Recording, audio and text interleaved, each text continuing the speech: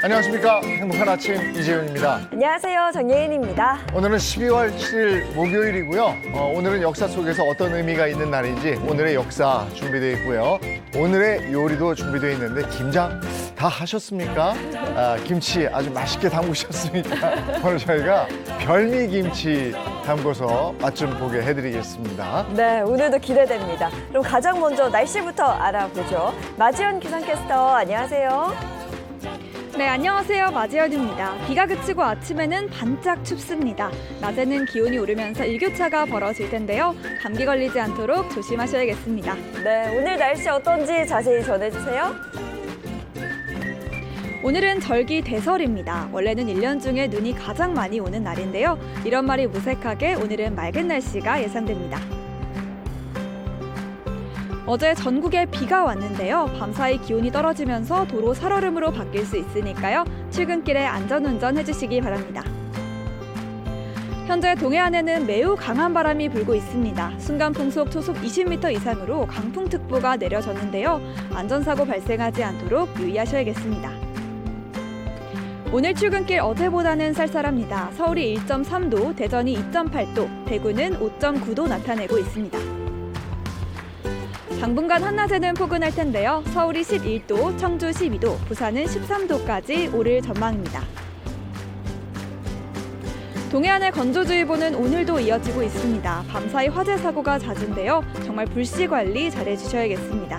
날씨였습니다.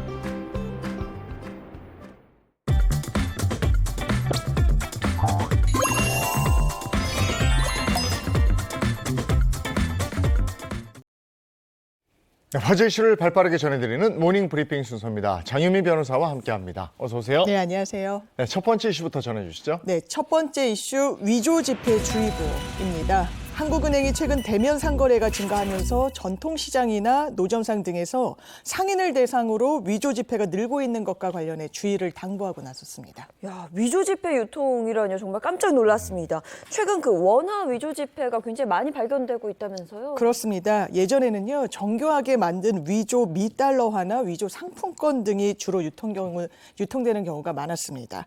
최근에는 그렇지만 원화 위패도 늘어나는 추세인데요. 특히 조금만 주의하면 알아챌 수 있는 위조 화폐가 유통된 사례가 나오기도 했습니다. 5만 원권 앞면 한국은행 총재 직인 밑에를 보면요, 영화 소품이라는 문구가 적혀 있다거나요. 뒷면을 보면 견본을 뜻하는 영문 스페시맨이라고 적혀 있는 위패도 있었습니다. 이들 위패는 주로 전통시장이나 노점상 등에서 유통이 됐는데요. 상인들이 고령층이라 위패를 잘 구분하지 않고 돈을 받는다는 점을 노린 겁니다. 위패방지실무위원회는 관계기관 간 긴밀한 공조체제를 바탕으로 위조 지폐 제조와 유통을 선제적으로 차단하겠다고 밝히는 한편 국민들의 위패 식별 능력 향상을 위한 다양한 홍보 활동도 이어가겠다고 밝혔습니다. 아니 바쁠 때는 현금 여기 있어요. 그럼 예, 그리고 이렇게 맞아요. 보지도 않아요. 네. 거스름 돈이요 이러면 하는 거예요. 그리고 그거 이제 받으면 꼼꼼히 좀 살펴야 되겠네요. 문구가 있다고 그러니까. 네네. 그러셔야 되겠습니다. 자, 다음 이슈 전해 주시죠. 네, 두 번째 이슈 10대 보험 사기단의 최후입니다. 상습적으로 고의 교통사고를 일으켜 1억 원이 넘는 보험금을 수령한 10대 보험 사기 일당이 경찰에 붙잡혔습니다. 야, 10대가 이런 일을 벌였습니다. 무려 1억 원이라는 보험금을 불법적으로 타는, 이게 완전 보험 사기단인 거잖아요. 그렇습니다. 어제 충남 천안 서북경찰서는요, 보험 사기 방지 특별법 위반 등의 혐의로 10대 A씨 등 주범 2명과요, 공범 10명, 총 12명을 검거했다고 밝혔습니다. 네. 이들은 무려 2004년에서 2005년생에 불과했는데요. 이들 모두 고향 친구 사이인 것으로 전해졌습니다. A씨 등은 지난해 11월부터 지난 9월까지 모두 13차례에 걸쳐 중앙선을 침범하거나 일방 통행로에 길을 잘못 든 차량을 노렸습니다. 그래서 일부러 교통사고를 낸 뒤 보험금 1억 원 정도를 받아낸 혐의를 받고 있는데요. 이른바 명당 자리에 차를 대기시켜놓고 주변을 배회하는 사고 지점을 미리 물색하는 정황이 포착되기도 했습니다. 네, 그런데 수사 과정에서도 증거 인멸을 시도한 게 있어요? 그렇습니다. 주범 A씨는 공범들에게 전화를 걸어서 이렇게 이야기합니다. 내가 아는 형이 100건 넘는 보험 사기를 했는데 안 했다고 딱 잡았다니까 수사를 못 하더라. 이렇게 입막음을 시도하기도 했고요. 또 이후 공범들이 자백한 후에는 이렇게 이야기를 했다고 합니다. 법을 내가 잘 아는데 이 정도로 구속되겠어요? 라고 경찰에 반문하면서 당당한 모습을 보였다는 건데요. 네. 이들은 경찰에 쉽게 돈을 벌 수 있어서 범행을 했다. 이렇게 진술하기도 했고요. 편취한 보험금은 거의 이 유흥비로 탕진한 것으로 알려졌습니다. 경찰은 이 A씨 등 주범에 대해서는 구속영장 신청할 방침입니다. 야, 이 10대 1의 범죄가 이제 보험 사기까지 갔습니다. 네. 이게 어디까지 봐줘야 되는 거고 그러니까요. 어디까지 계도를 해야 되는 건지 잘 모르겠습니다. 자, 다음 이슈 전해주시죠. 네, 세 번째 이슈 진료 예약 앱 논란입니다. 최근 독감과 겨울철 호흡기 감염병 환자가 급증하면서 병원 찾는 분들 상당히 많이 계시는데요. 병원에 방문하지 않고 핸드폰으로 미리 진료 예약할 수 있는 앱 똑딱을 사용하는 병원이 늘어나면서 소아과 무기한 대기 사태를 야기한 것과 관련한 불만이 나오고 있다고 합니다. 그러니까 병원 진료 전에 병원을 가려고 예약을 하는 거거든요. 네. 근데 예약을 하려고 그 앱에 들어갔더니 아예 무한 대기라면서 이게 예약이 안 되는 거잖아요. 이거 어떻게 된 일일까요? 예, 똑딱은요, 말씀하신 대로 모바일 진료 예약 서비스를 제공하는 유료 앱입니다. 스마트폰으로 병원 진료를 먼저 예약하고요. 진료 시간에 맞춰서 병원에 방문하는 시스템을 제공하기 때문에 소아과 이른바 오픈런 사태나 무한대기 현상 많이 줄였다는 평가를 받고 있는 것도 사실입니다. 하지만 똑딱 앱과 연계된 병원이 늘어난 탓에 아예 이 앱으로만 예약 접수를 받는 병원이 늘어나고 있다고 합니다. 그러니까 앱을 사용하지 않는 환자들은 진료를 받기 힘든 상황이 초래되고 있는 건데요. 네. 실제로 온라인 커뮤니티에 한 소아과 진료 대기 명단을 공개한 누리꾼은 노란색 마크가 있는 사람은 앱 이용자인데 본인은 1시 50분에 도착했는데 앱 미이용자라서 1시간 넘게 기다리고요. 3시 5분에 도착한 아이는 앱을 써서 먼저 진료실에 들어갔다. 이거 아픈 애들 데리고 뭐 하는 것이냐라고 불만을 토로했습니다. 유료 진료 예약 앱이잖아요, 이거. 근데 네. 이걸 사용하지 않으면 진료 보기가 또 하늘의 별 따기라는데 이거는 환자 입장에서 심각한 문제인데요. 심각한 문제일 수 있습니다. 왜냐하면 특히나 특정 기업에 돈을 내야만 공공재인 의료 서비스를 이용할 수 있다는 점에서요. 해당 앱이 진료 차별 논란을 야기할 수밖에 없어 보이는 것도 사실입니다. 게다가 전문가들은 지금은 이 해당 앱의 이용료가 월 1,000원 선이지만 이후에는 독점 구도가 강화돼서 가격을 올려도 이걸 이용해야만 하고 결과적으로 의료 이용 격차가 생길 수도 있지 않느냐라고 우려의 목소리 내고 있습니다. 문제가 있을 것 같아요. 왜냐하면 앱을 사용하지 않는 분들도 있는데 그러면 진료를 너무 오래 기다려야 되고 아이는 아프고 이거 좀 문제가 있는 것 같습니다. 네, 소아과 오픈런, 무한대기. 이게 소아과가 일단 요즘에 너무 없으니까 그렇죠. 말이죠. 의료 이 문제는 이 여러 사람들이 공감하고 있는데 네. 의료 인력 확충이 잘 안 된다고 그래요. 예. 반대하고 반대도 있고요. 많고. 네. 예. 자, 다음 이슈 전해주시죠. 네, 네 번째 이슈 평택 대리모 사건입니다. 출생 미신고 아동 전수조사 과정에서 생사가 불분명한 아동의 생모가 본인은 생모는 맞지만 대리모일 뿐이다. 이렇게 주장했던 평택 대리모 사건이라고 있었는데요. 친부인 60대 남성이 각각 다른 대리모를 통해 총 자녀 3명을 출산하고 길러온 것으로 드러나 충격을 주고 있습니다. 우리나라에서 대리모 출산이라니 정말 충격적입니다. 심지어 이 평택 대리모 외에 또 다른 대리모 출산이 있었다는 거예요. 그렇습니다. 경기 남부경찰청 여성청소년과는요. 아동복지법 위반 혐의로 30대 대리모 B씨, 그리고 50대 여성 브로커 2명, 그리고 의뢰인인 60대 친부, C씨 등 총 4명을 형사 입건했다고 밝혔는데요. 30대 여성 B씨는 2015년도 인터넷을 통해 만난 의뢰인, 이 60대 남성 C씨와 출산비, 병원비, 생활비 등 명목으로 4,900만 원을 받는 대가로 대리모를 하기로 공모한 혐의 받고 있습니다. 이 30대 여성 B씨는요. 그 다음 해인 2016년 10월 지방의 한 병원에서 의뢰인 C씨의 정자로 임신한 남자 아기를 출산한 뒤에 C씨에게 건넸고요. 해당 아동은 현재 C씨의 아들로 가족 등록돼 있는 것으로 확인되기도 했습니다. 경찰 조사 결과 C씨는 B씨를 통해서는 아기 2명, 또 다른 브로커를 통해 1명의 아기를 각각 대리모로 출산을 한 이후에 키우고 있는 것으로 조사됐는데요. 현재 경찰은 국가수의 DNA 감정을 의뢰하는 등 보강 조사 후에 검찰에 송치할 계획이라고 밝히고 있습니다. 네, 알겠습니다. 오늘 모닝 브리핑 여기까지 하겠습니다. 장윤미 변호사와 함께했습니다. 고맙습니다. 네, 고맙습니다.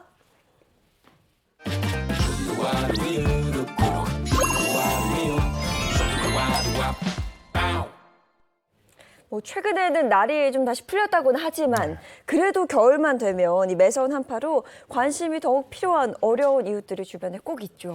네, 그래서 올해도 따뜻한 마음을 모으기 위한 2024 나눔 캠페인이 시작됐습니다. 그 따뜻한 현장 가보시죠.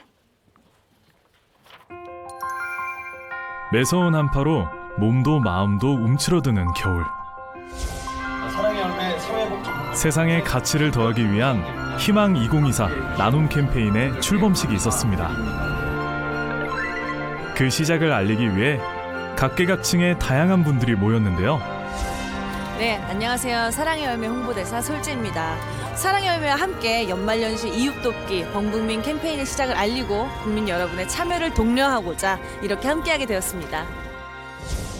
대한민국 나눔 플랫폼 사랑의 열매는 1999년부터 연말마다 대국민 이웃돕기 캠페인 희망 나눔 캠페인을 진행해 왔는데요. 소외된 이웃들을 돕기 위한 희망 2024 나눔 캠페인은 2024년 1월 31일까지 진행됩니다.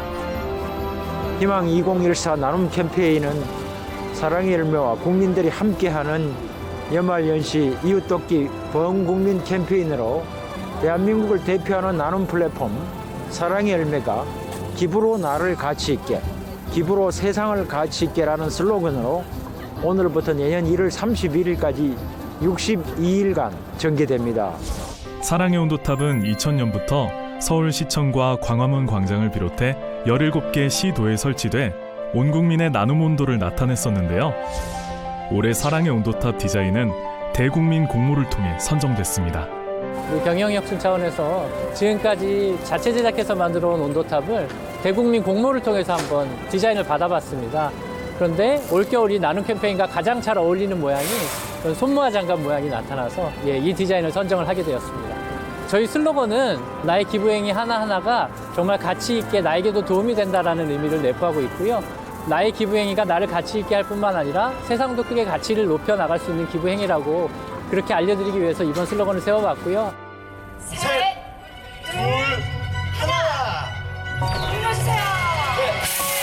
드디어 불이 밝혀진 2024년 사랑의 온도탑. 나눔 목표액이 1% 모일 때마다 사랑의 온도가 1도씩 올라가며 우리 이웃들의 사랑이 모이는 과정을 함께 지켜볼 수 있는데요. 매년 사랑의 온도 100도 달성을 위해 많은 분들이 기부에 참여해 왔습니다. 평소 기부를 실천하고 있는 와중에 사랑의 열매 기부 프로그램 나눔 리더를 알게 되었습니다.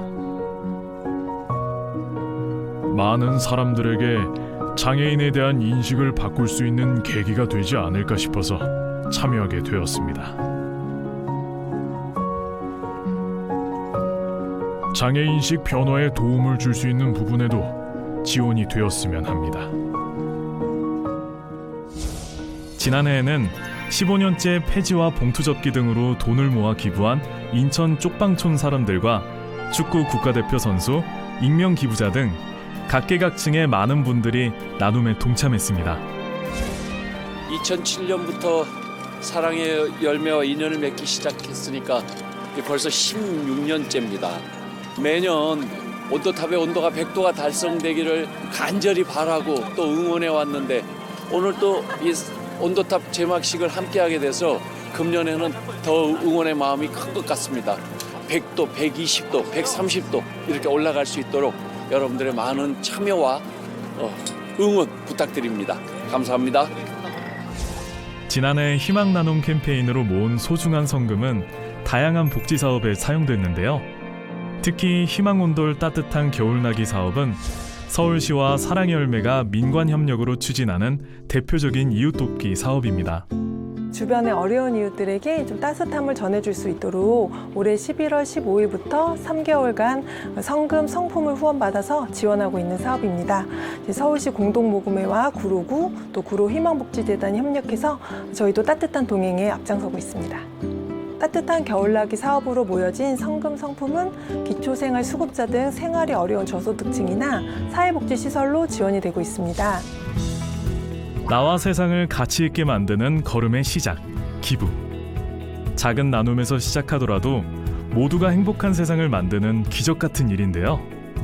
이번 캠페인의 모금 목표액은 4,349억 원으로 국민들께서 모아주신 성금은 이상기후변화, 신빈곤층 발생 등 신사회 문제에 대응하고 위기가정, 고립가구 등 사각지대 이웃의 안전한 일상을 지원하며 아동, 자립준비 청년, 장애인, 독거 어르신 등 생애 주기별 맞춤형 사회 돌봄 시스템을 강화하며 기회 격차 완화와 안정적인 사회 활동을 위한 교육, 자립 역량 강화 지원에 쓰이게 됩니다. 또 다른 특별한 기부를 할 수 있다는 현장을 가봤는데요. 사랑의 열매의 새로운 기부 프로그램인 착한 펫은 반려동물의 이름으로 매월 2만 원 이상 나눔을 실천하는 겁니다. 저희 사랑의 열매에서는 올해 반려동물과 함께하는 기부 프로그램을 기획하여서 착한 펫이라는 프로그램을 런칭하였는데요. 착한 펫에 가입해주시는 분들께는 반려동물 명의의 착한 펫 회원증을 발급해드리고 있습니다. 착한 펫으로 모인 성금은 취약계층이 반려동물과 함께하는 데 필요한 치료비나 양육비를 지원하는 사업, 그리고 유기동물을 훈련시켜 동물매개 심리치유를 활용한 심리정서 지원 사업 등에 사용될 예정입니다. 행복한 세상을 만들기 위한 나눔 활동. 희망 2024 나눔 캠페인으로 우리의 이웃들에게 따뜻한 온기를 나누는 건 어떨까요? 나눔은 거창하고 어려운 것이 아니라 나눌 수 있는 의지와 마음만 있다면 재능으로도 소액으로도 얼마든지 함께할 수 있으니까요. 세상을 바꾸는데 모두 함께 동참해 주시길 바랍니다. 올겨울 62일의 나눔 대장정 동안 따뜻한 나눔 참여 부탁드립니다. 감사합니다.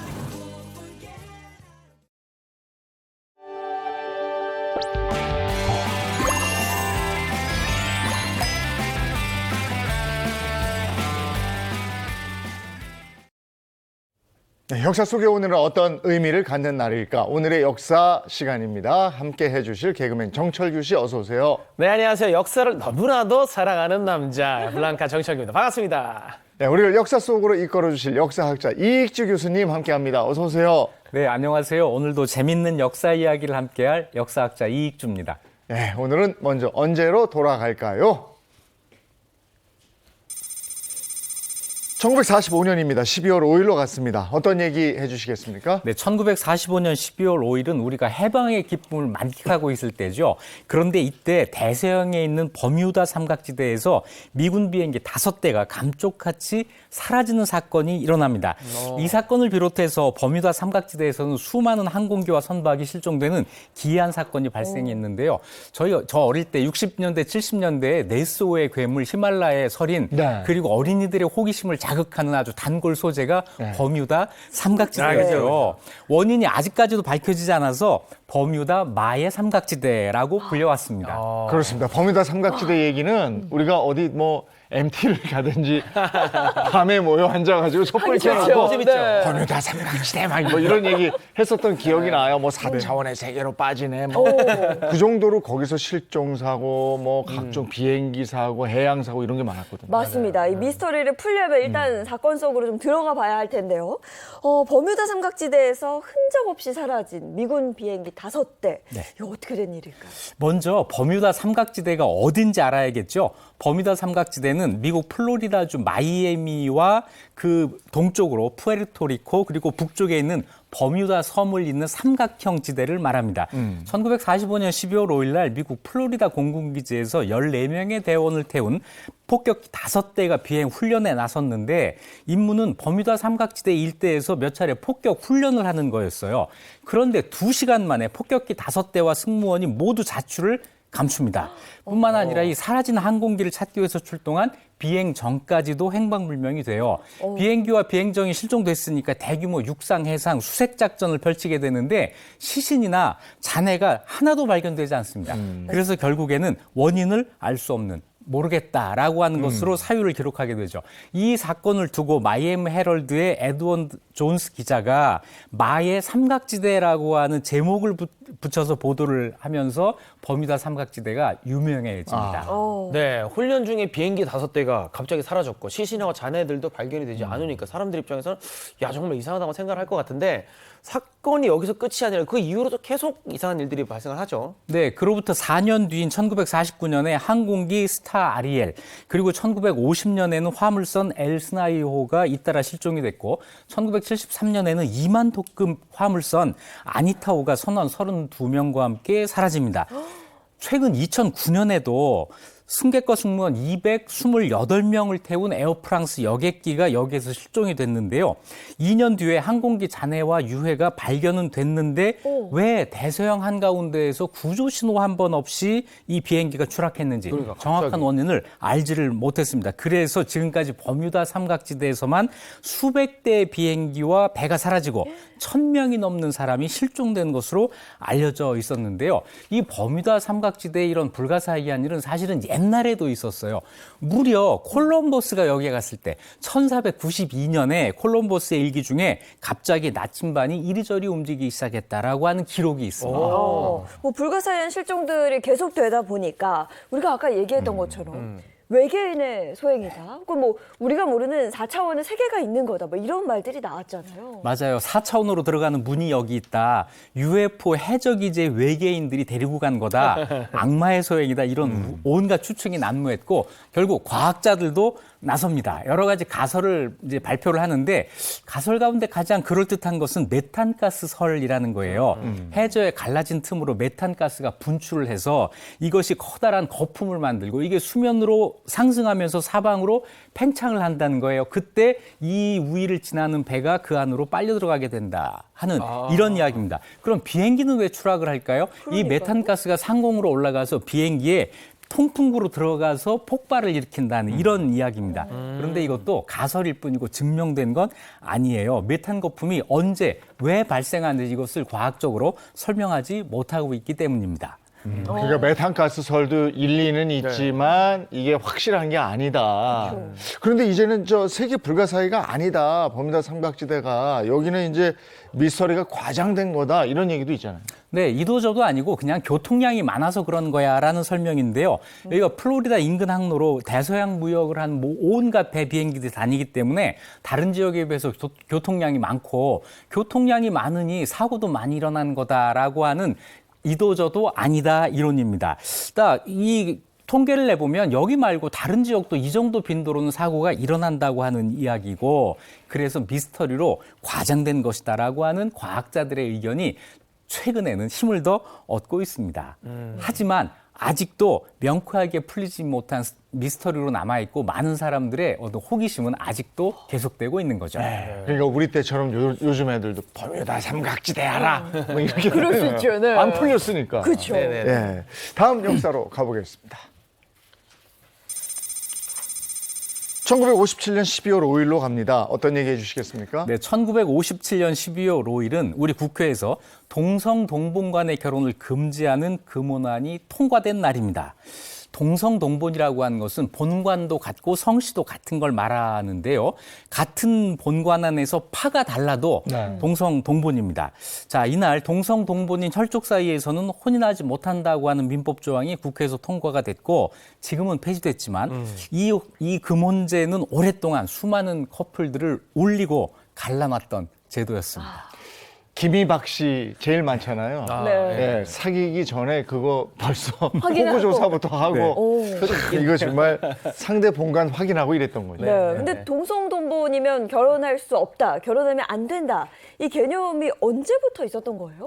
이 본관이라고 하는 것이 고려 시대에 생긴 거예요. 그러니까 고려 이전에는 동성동본 이런 말 자체가 없었고요. 고려 시대도 보면 왕실에서 동성혼 많이 하고 근친혼까지 합니다. 왕실이 아니어도 고려시대에는 동성동본의 결혼을 금지하는 이런 게 없었어요. 그러다가 조선시대부터 동성동본 금혼을 확립했고 이것이 우리의 관행으로 자리를 잡고 일제강점기를 거치면서도 계속 유지되다가 오늘 이야기하는 1957년 12월 5일에 이것이 법으로 명문화가 된 거죠. 네. 금혼에 찬성하는 의견 중에 하나는 우리의 자랑인 동본 인척, 본관이 같은 인척의 불혼, 혼인을 금지하는 것은 미풍양속이고 이걸 계속 지켜나가야 한다라고 하는 것이었습니다. 그리고 이날 통과가 돼서 1960년 1월 1일부터 민법에서 동성동본 금혼이 시행이 됩니다.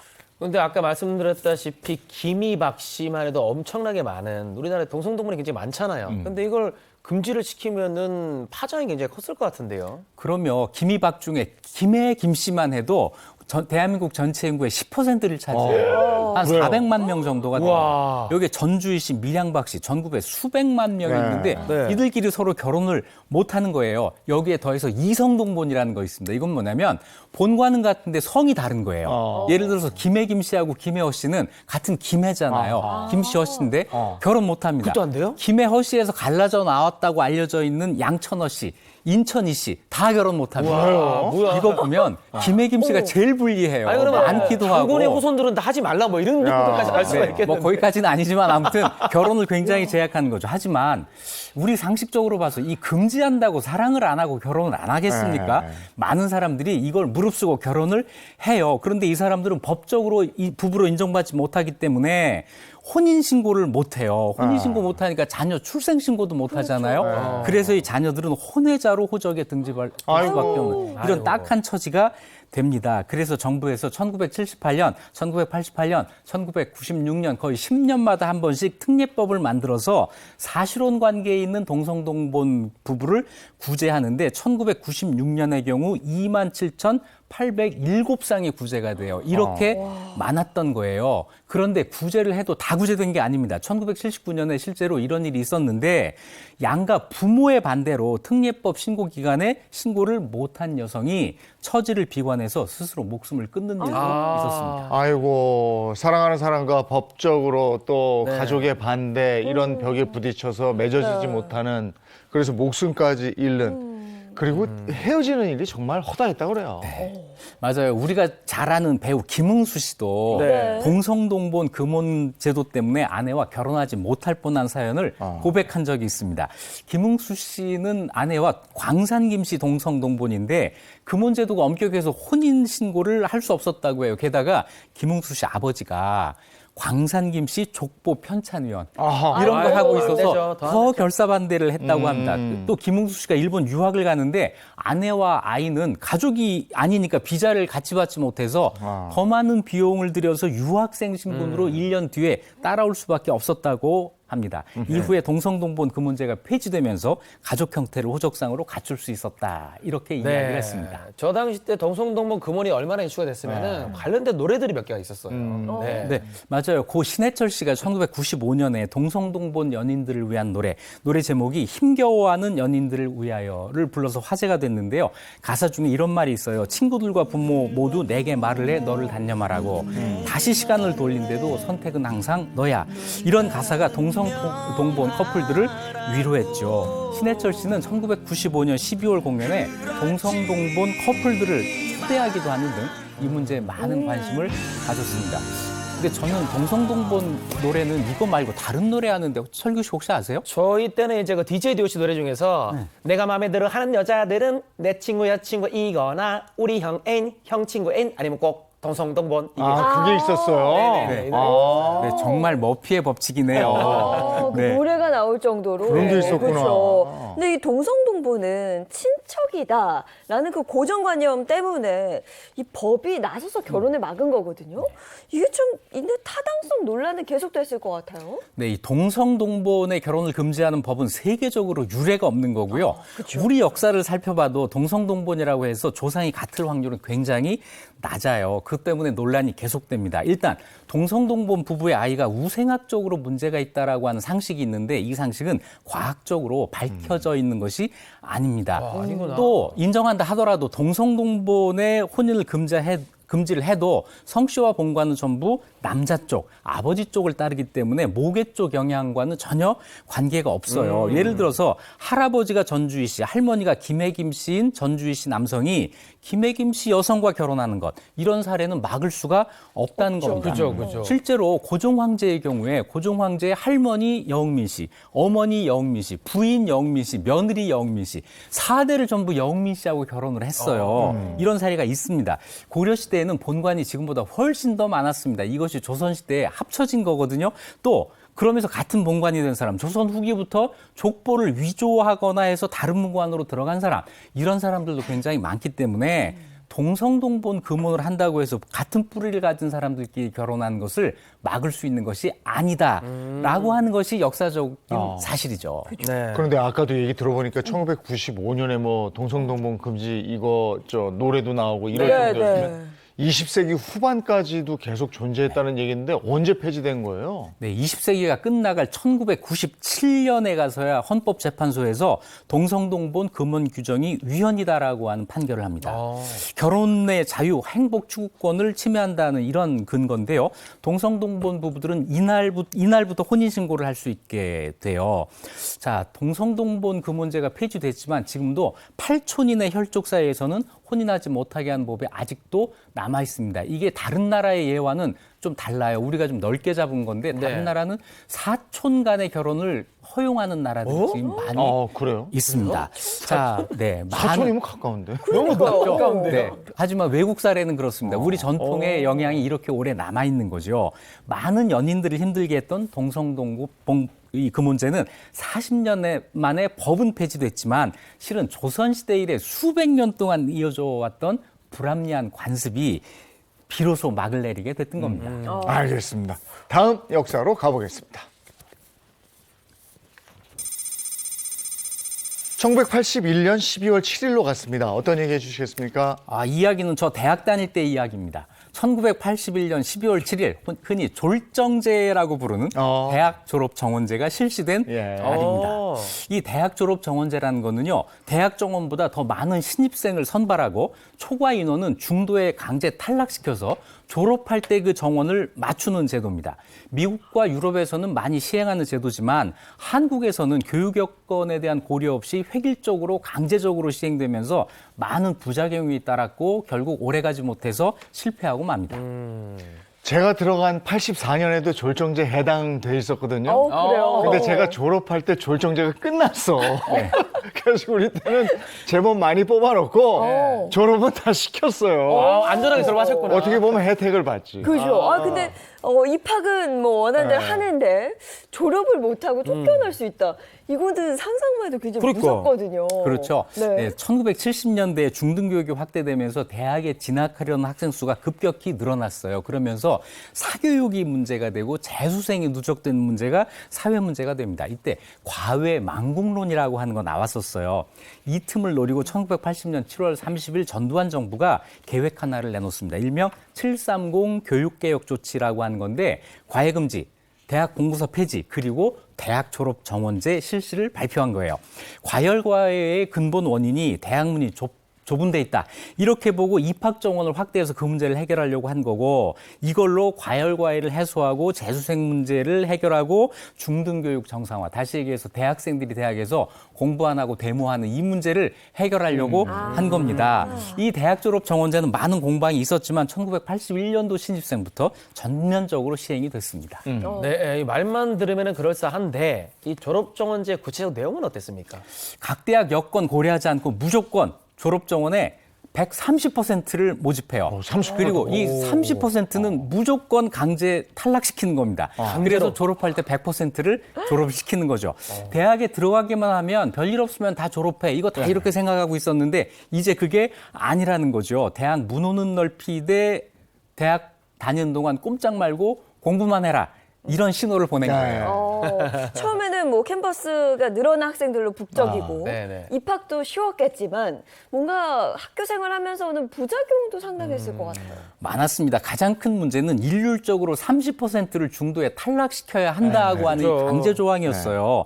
학사 경고를 2회, 2회 연속 받거나 학사 경고 총 3회 받으면 제적 처리가 됐고 학점도 꼭 일정 비율에 따라서 줘야 되는 상대 평가를 아주 강화했는데 이때 교수들의 고민이 이만저만이 아니었습니다. 그랬겠네요. C, D, F 학점을 네. 일정 비율을 꼭 줘야 되는 그러네요. 거예요. 그래서 중간에 탈락을 시켜야 되는 겁니다.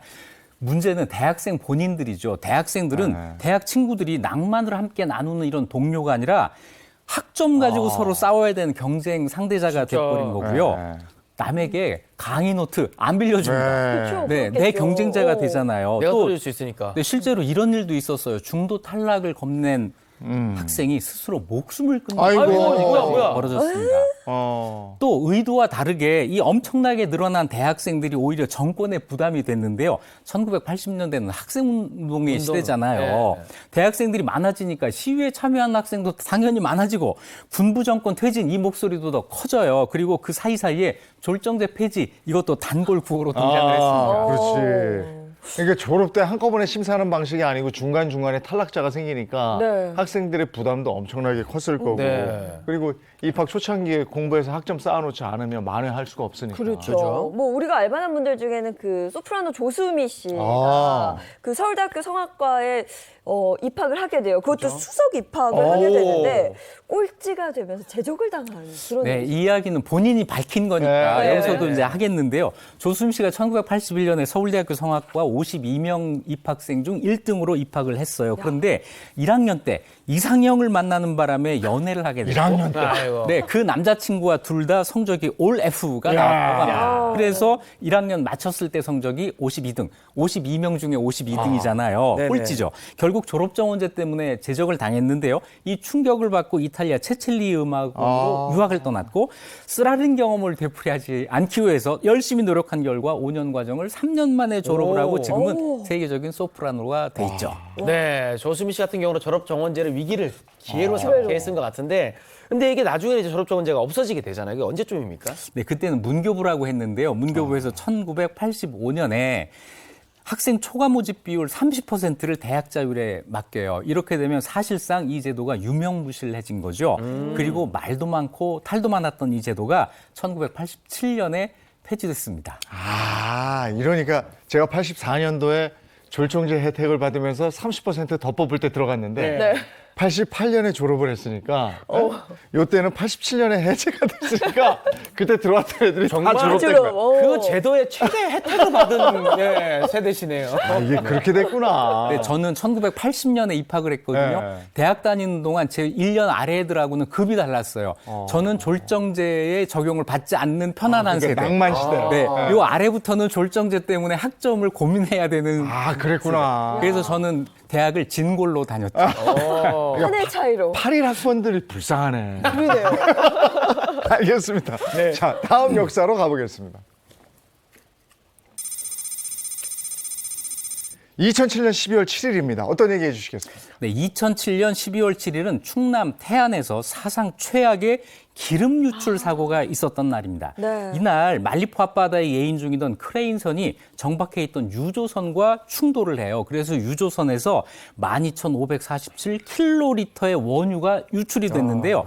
이 양은 한국에서 지난 10년 동안 발생한 3,915건의 기름 유출 사고를 다 합친 것보다 더 많은 양이었습니다. 예, 정말 어처구니 없는 사고가 그렇죠. 일어나서 태안반도가 전부 기름때로 덮였던 네. 그 화면을 아직도 기억합니다. 새가 막 새까맣게 기름 뒤집어 쓰고 그렇죠. 돌들 전부 사이사이마다 주민들이 다 닦고 이랬던 그 기억이 있어요. 네. 저도 그때 기억이 있습니다. 바다가 까매지고 물고기들이 떼죽음을 당하고 맞아요. 그 당시에 충격은 정말 아직도 생생한데 대체 어쩌다가 이런 사고가 벌어졌어요? 네, 시작은 하루 전날 2007년 12월 6일 날 인천 대교 공사를 마치고 크레인 부선을 조선소가 있는 경남 거제시로 이동하는 과정에서 일어난 거예요. 이때 풍랑주의보가 있을 거라고 예상이 됐는데 항해를 강행을 합니다. 이게 화근이 된 거예요. 다음 날 12월 7일 새벽에 태안 앞바다에 정말 풍랑주의보가 발효가 됐는데 무리해서 계속 항해를 한 거예요. 자, 오전 4시 44분에 거산 풍랑으로 안 되겠다 해가지고 인천으로 돌아가려고 했는데 이것도 되질 않습니다. 그래서 안전 조치를 제대로 하지 않은 채 원래 항로로 무리하게 복귀를 했는데 이때 크레인을 연결하고 있었던 예인선의 와이어가 끊어지면서 그 주변에 있던 홍콩 유조선 허베이 스피리토와 충돌을 하게 됩니다. 이러면서 허베이 스피리토의 저장 탱크가 깨지고 거기에서 원유 12,547킬로리터가 바다로 유출된 겁니다. 와, 기상 예보를 미리 잘 살폈거나 혹은 무리한 그 운항만 하지 않았더라면 그렇죠. 어땠을까 하는 아쉬움이 아직도 남는데요. 기름 유출이 피해가 정말 상당했죠. 네, 엄청났습니다. 순식간에 이 청정바다가 죽음의 바다로 변해버립니다. 맞아요. 말리포를 비롯해서 태안군 바다 전체가 기름으로 뒤덮였고요. 태안군과 서산시의 양식장, 어장 8,000헥타르가 원유에 오염이 돼서 어패류가 떼죽음을 당했어요.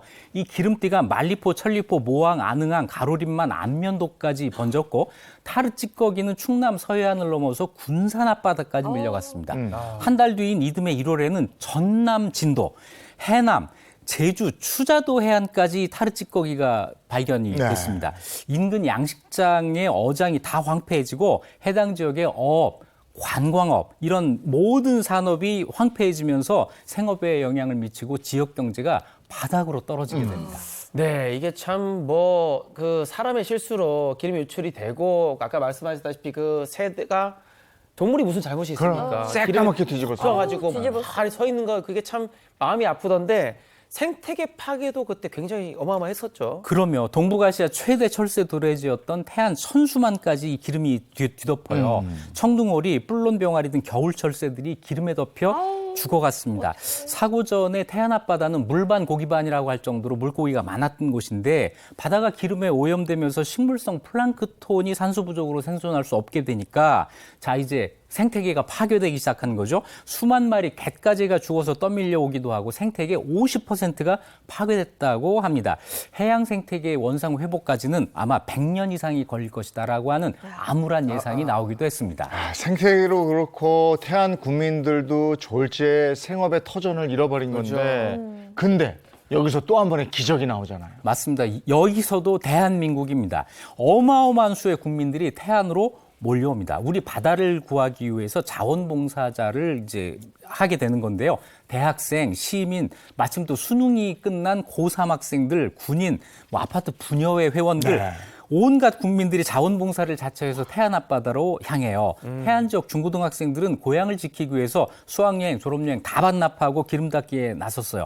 이때가 또 굉장히 추울 때인데요. 말리포로 가는 2차선 국도가 자원봉사자들로 막혔을 만큼 발걸음이 끊이지 않았습니다. 가서 하는 일은 흡착포를 이용해서 하나하나 닦아내는 거예요. 정말 돌 하나하나를 닦아내는 이 작업을 한 겁니다. 이때 모인 자원봉사자가 123만 명으로 집계가 와, 진짜 뭐 항상 말씀드리지만 국가 위기 상황에서 우리 대한민국 국민들은 우리 국민들은 정말 지금 막 소름이 돋는데 뭐라 말할 수 없는 정말 대단한 힘을 가졌습니다. 황량했던 검은 바다 태안이 점차 이제 자신의 모습을 다시 되찾았죠. 100년 예상했는데 10년 만에 기적적으로 푸른 빛을 되찾았습니다.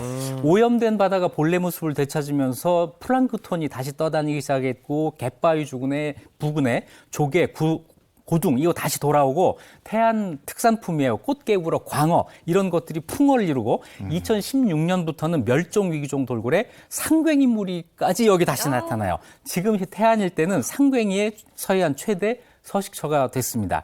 거기에 바다가 청정해역으로 변하면서 서해안의 대표적인 명소였던 태안 해수욕장들도 관광객들로 붐비게 됩니다. 네, 태안 환경재난 극복 사례가 전 세계적으로 이게 이슈가 됐어가지고 세계 기록 유산에도 이게 등재가 됐다 그러더라고요. 네, 2002년에 당시 자원봉사 활동을 담은 기록물이 유네스코 세계 기록유산으로 등재가 됐습니다. 모두 22만 2,129건의 기록물인데요. 대규모 환경 재난을 협동해서 극복한 사례, 이걸 담고 있다는 점에서 높이 평가가 됐습니다. 자, 국민들의 힘으로 다시 찾은 태안 앞바다. 하지만 이 후유증은 아직도 남아있는 듯합니다. 우리의 아름다운 바다를 위협하는 끔찍한 사고 다시는 일어나면 안 되겠습니다. 끔찍한 사고였지만 우리 국민의 힘과 저력을 다시 한번 보여줬어요. 우리 국민들 늘 그러잖아요. 어떤 어려움이 있으면 아이고 누굴 믿겠어. 우리가 나서자고. 맞아요. 그리고 해결합니다. 맞아요. 자, 오늘도 역사 이야기를 들려주신 우리 교수님 고맙습니다. 네, 이기 교수님. 고맙습니다.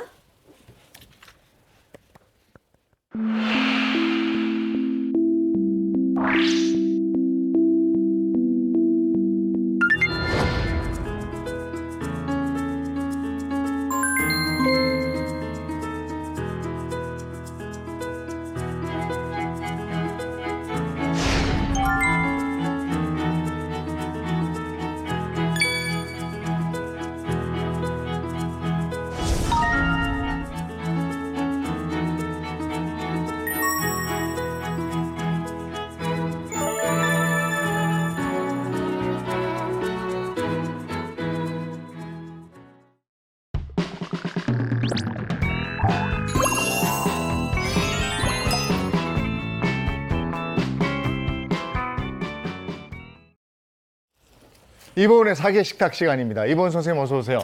안녕하세요. 안녕하세요. 혹시 되게 김장은 하셨나요? 저는 했어요. 하셨어요? 네. 저는 이제 시작입니다. 아, 그래요? 거의 20포기 했다고 그러더라고요. 아, 그래요? 오, 맛있겠는데요?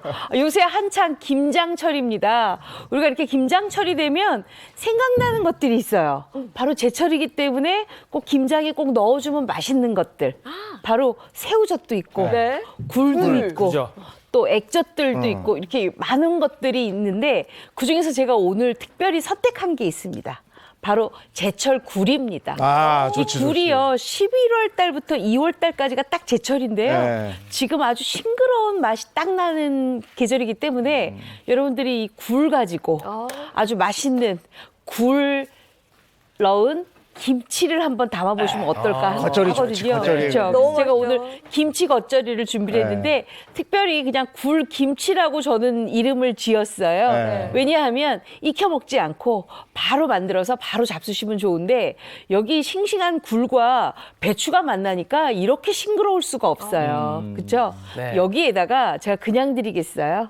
바로 삼겹살. 삼겹살까지? 나 이게 준비할 줄 몰랐어. 그래서 오늘 정말 푸짐하게 아침에 한 상을 네. 드실 텐데 네. 일단 제가 굴 넣은 김치 겉절이니까 굴 손질을 먼저 해야 되겠죠. 네. 여기 보시면 제가 굴을 좀 준비를 해왔습니다. 지금 한창 굴철이기 때문에 이렇게 석화로 생것으로 잡수시는 분들도 굉장히 많으신데 우리가 보통 이제 굴을 김치에 넣을 때는 손질이 필요하거든요. 그렇죠? 네. 그래서 손질을 해야 되는데 어떻게 손질을 하느냐 이렇게 굴이 지금 한 500g 정도 준비가 되어 네. 있습니다.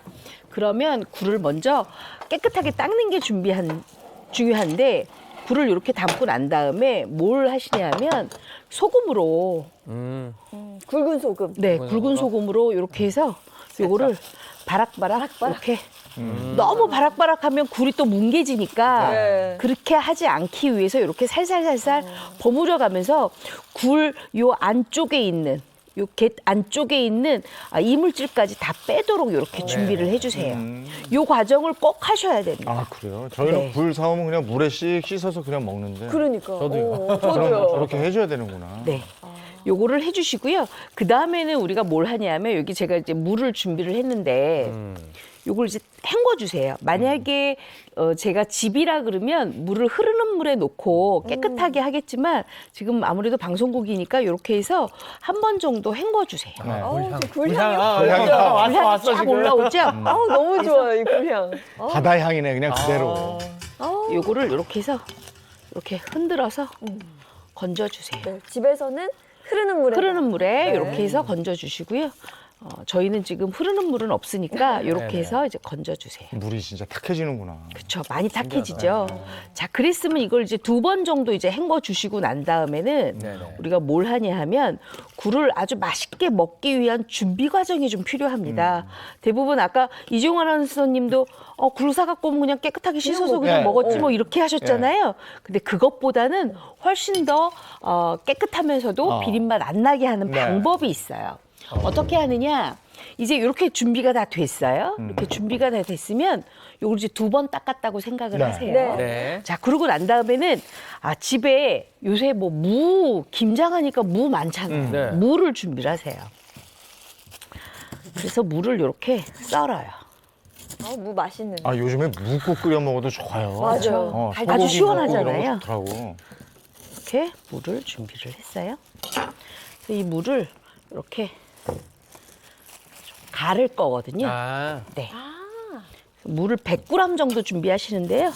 먹기 좋은 크기로 이렇게 썰어서 아무래도 조금 잘게 썰면은 무 가는데 조금 더 빨리 갈아지겠지요. 이렇게 해서 준비를 해주세요. 자, 근데 무만 이렇게 달랑 넣고 갈면 안 갈려요. 그렇죠? 네. 그래서 생수 3컵을 같이 넣고 갑니다. 제가 믹서기로 좀 갈게요. 성능종 믹서기가 좀 필요할 것 같아요. 네. 물을 다 가르려면. 물을 이렇게 넣고 아이고. 떨어졌나요? 네, 바깥으로? 소중한 무가. 아유 아까워라. 아이고. 아이고. 뭐 어쩔 수 없습니다, 지금. 생방송에 김치를 한다는 것 자체만으로도. 이렇게 해서 물 네. 3컵을 넣어주세요. 또 저게 떨어져야 생방송의 맛이 나죠. 이렇게 해서 이걸 곱게 갈아요.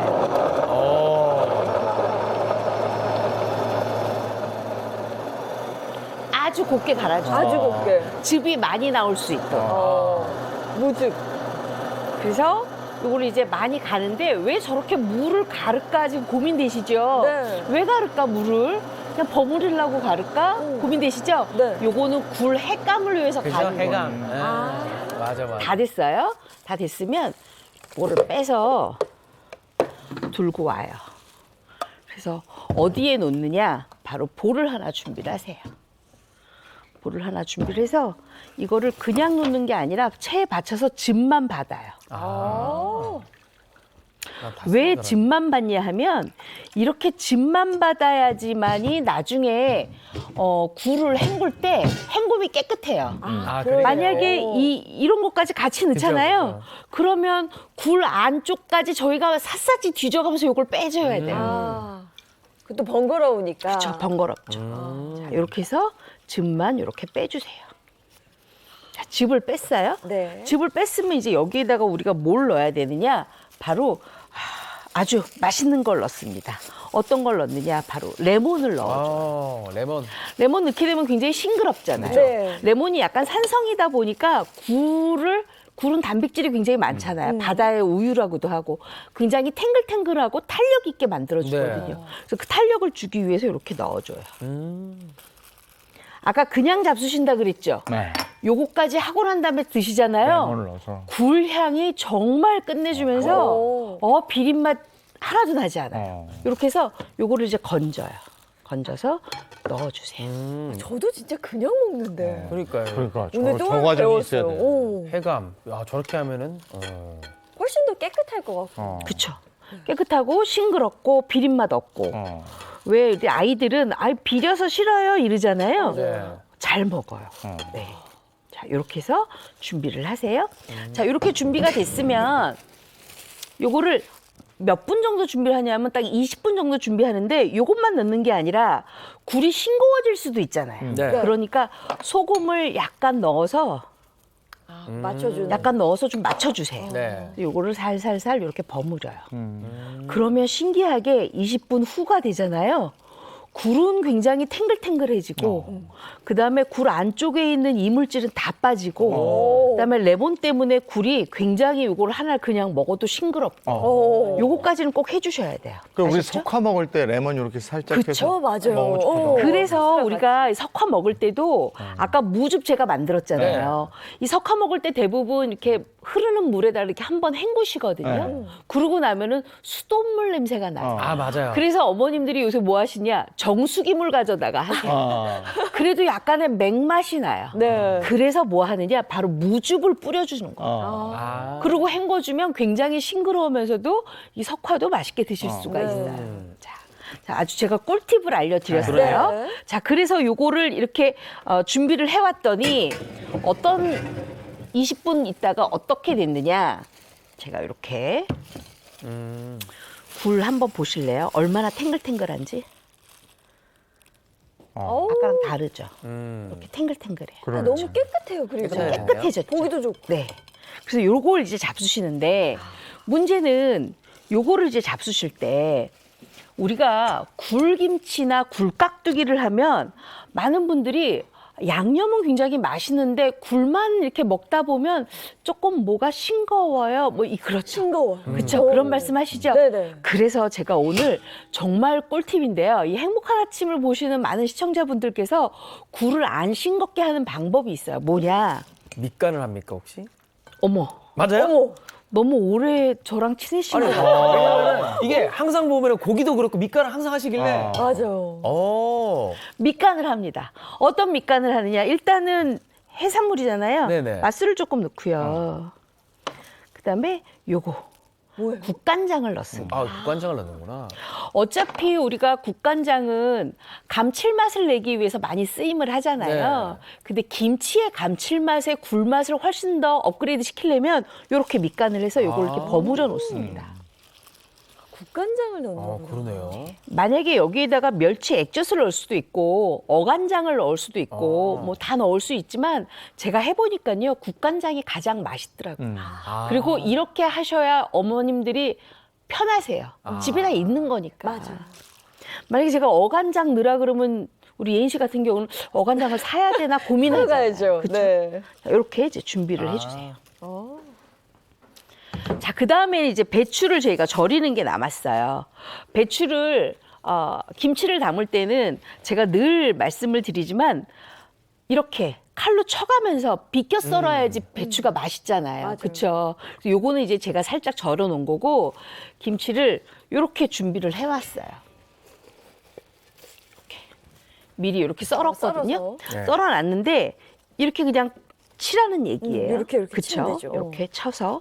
자, 그러면 이제 소금으로 깨끗하게 절임이 돼야 되는데 그러려면 나중에 안 헹구는 게 더 맛있어요. 자꾸 헹궈지면 배추의 단맛이 빠지니까 여기를 그렇게 해서 소금을 넣고 살살살 버무려서 요것도 딱 40분만 절여주세요. 물 안 넣고.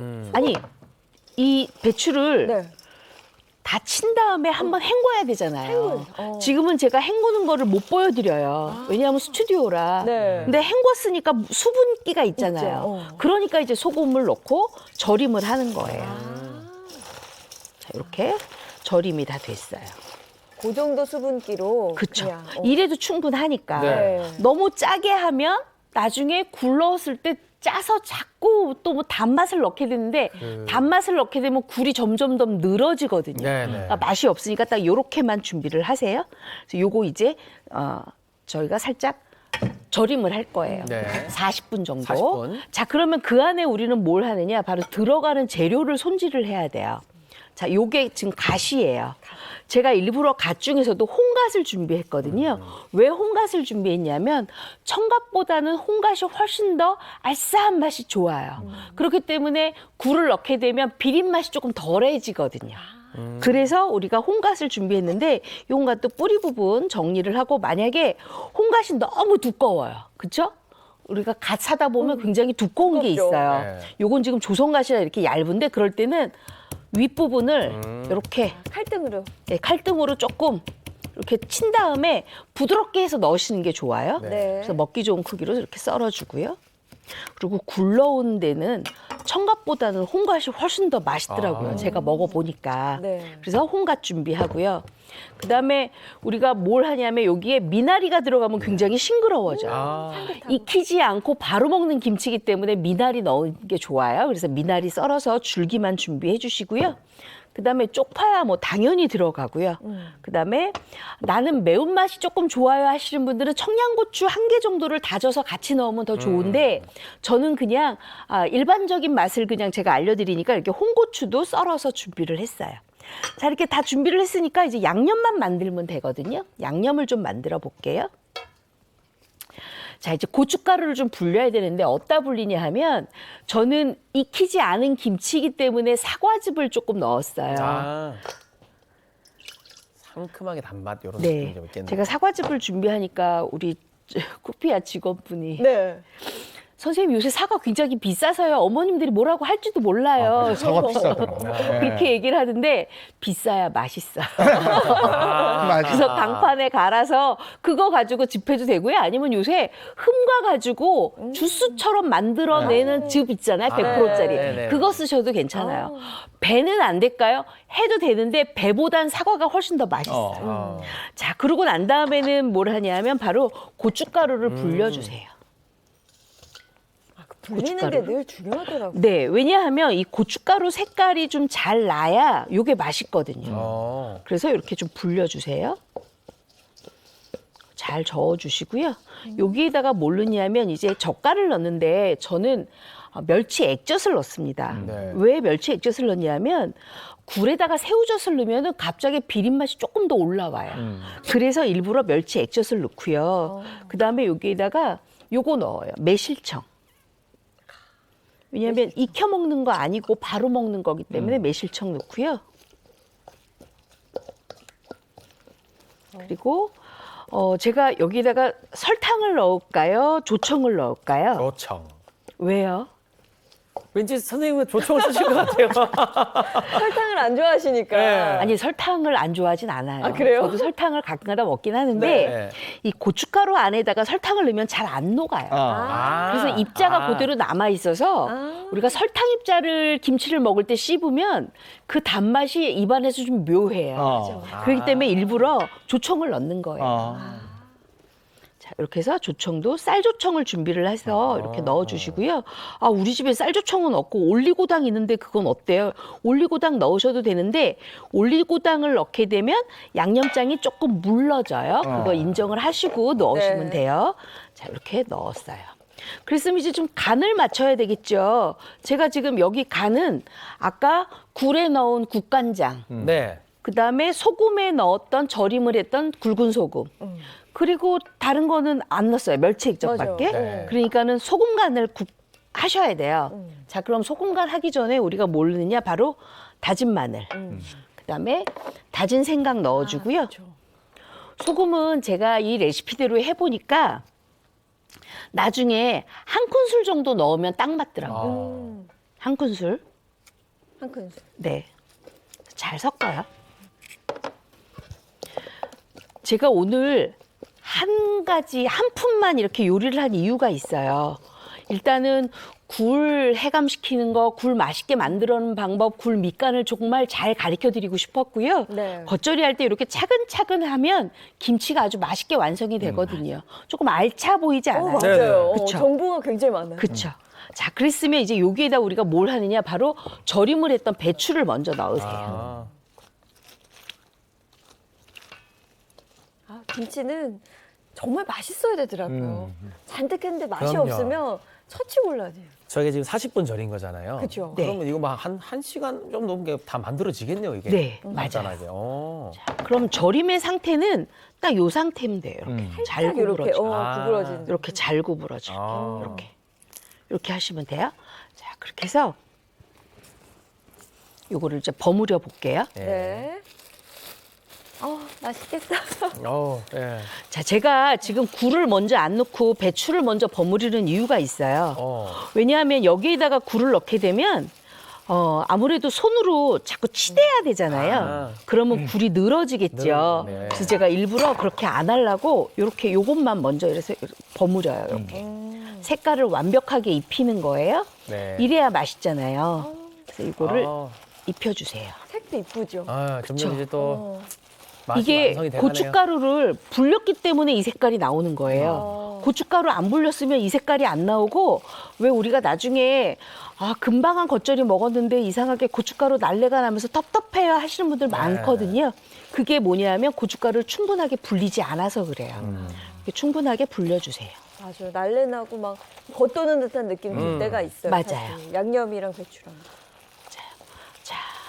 우리 철규 씨 죄송하지만 네네네. 여기 와서 고기 좀 구워줄래요? 고기를 또 저희 험하게 잘 물어주시네요. 빠졌다. 고기를 좀 구워주세요. 뚜껑 열고요. 네. 여기 젓가락 있어요. 또 거기 옆에 가 있는 거 오랜만에 보네요. 젓가락 있어요. 잘 구워주세요. 네, 이거 여기서 알아서 구워주세요. 이게 또 이게 실력 발휘 좀 해주세요. 저희. 예, 오랜만에 또 자, 이렇게 됐으면 네. 여기에다가 우리가 이제 넣어야 될 게 있어요. 바로 갓. 자. 홍갓. 네, 홍갓. 그리고 미나리. 미나리. 그리고 그리고 예. 쪽파. 그리고 홍고추. 이거 넣고 잘 버무리세요, 이제. 이야. 이제 다 됐어요. 네. 그랬으면 이제 우리가 여기다 뭘 넣느냐? 굴만 넣으면 돼요. 네. 아까 여기 굴 있었잖아요. 네. 근데 다 붓지 마시고요. 이렇게 살살살. 굴만 건져. 굴만 건져서. 그래야 맛있어요. 탱글탱글하네요, 굴이. 네. 굴이 밑간이 돼서 지금 굉장히 탱글탱글해졌어요. 자, 이렇게 해서 버무려 주세요. 이제는 힘 빼고 살살살살. 그쵸. 애기 다루듯이 이제는 애기 다루듯이 굉장히 힘 빼고 버무리셔야 돼요. 이렇게. 아, 힘주는 순간 저 소중한 네. 굴들이 네. 다 늘어집니다. 자, 이렇게 해서 이제 다 버무렸으면 네. 요거를 바로 냉장고에 넣으시면 되는데 냉장고에 넣고 언제 먹느냐? 2시간 후부터 잡수시면 돼요. 양념이 조금 배었을 때. 자, 그랬으면 제가 여기 미리 좀 담아왔어요. 네. 이야. 요것과 보시면 간이 배인 게 조금 다르죠. 네. 요건 지금 금방 무친 거고 요거는 어제 버무려서 갖고 온 거거든요. 이게 훨씬 더 맛있어 보이죠. 자, 그랬으면 요거를 제가 시식 접시에 조금씩만 담을게요. 네. 네, 고기 다 구웠습니다. 네, 고기 다 구우셨어요? 그럼 네네네. 이따가 조금씩만 놔주세요. 네. 어우, 맛있겠다. 야, 진짜. 이렇게. 고기가 총 12개니까 4개씩 딱 담으면 될 것 같아요. 네. 공평하게 또. 아이, 좋네요. 이렇게 해서 굴 넣은 겉절이를 삼겹살하고 같이 이렇게 잡숴보세요. 아, 맛있겠다.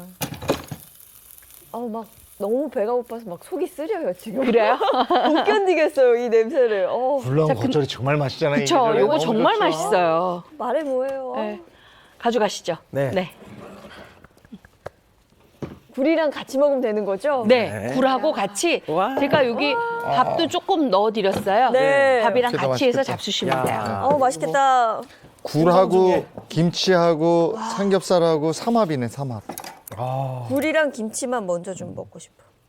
굴김치. 난 굴김치.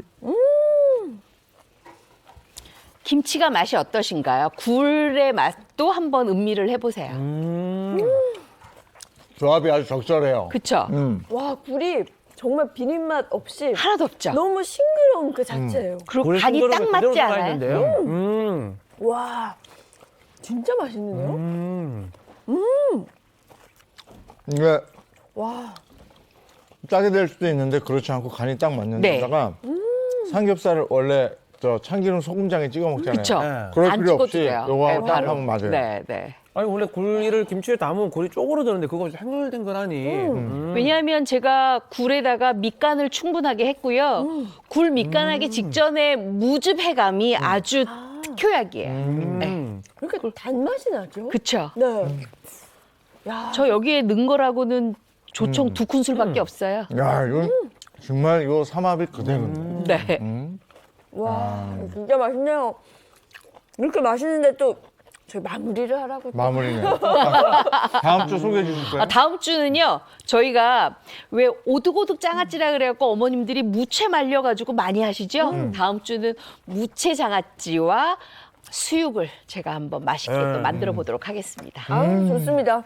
야, 더 먹어야 되는데 맞춰야겠네요. 네, 그래서 오늘 마무리하겠습니다. 고맙습니다. 고맙습니다.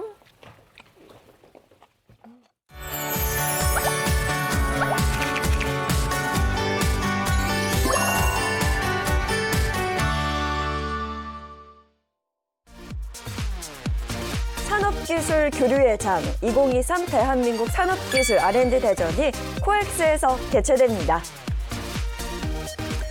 산업통상자원부가 주최하고 한국산업기술기획평가원이 주관하는 이번 행사에서는 기술 대상 수여식과 해외 바이오 초청 기술 상담회 등 산업기술 발전을 위한 다양한 부대 행사가 진행된다고 하는데요. 여기에 대한민국 30년의 산업기술 역사를 한눈에 볼 수 있는 이 파노라마식 전시관 등 다채로운 볼거리도 제공됩니다. 오늘을 넘어 내일의 대한민국을 만들어가는 K-테크 30년. 대한민국 산업기술 R&D 대전 행사는 내일까지라고 하니까요. 관심 있는 분들의 많은 참여 바랍니다. 오늘의 절기상 대설, 점점 깊은 겨울로 가는 거죠. 네, 근데 오늘도 날은 네. 굉장히 포근하고요. 이번 주는 뭐 계속해서 기온이 올라간다고 합니다. 기상 정보 잘 확인하셔야겠습니다. 좋은 하루 보내시고요. 저희는 내일 아침 7시 30분에 돌아오겠습니다. 행복한 아침, 행복한 하루 되십시오. 고맙습니다. 고맙습니다.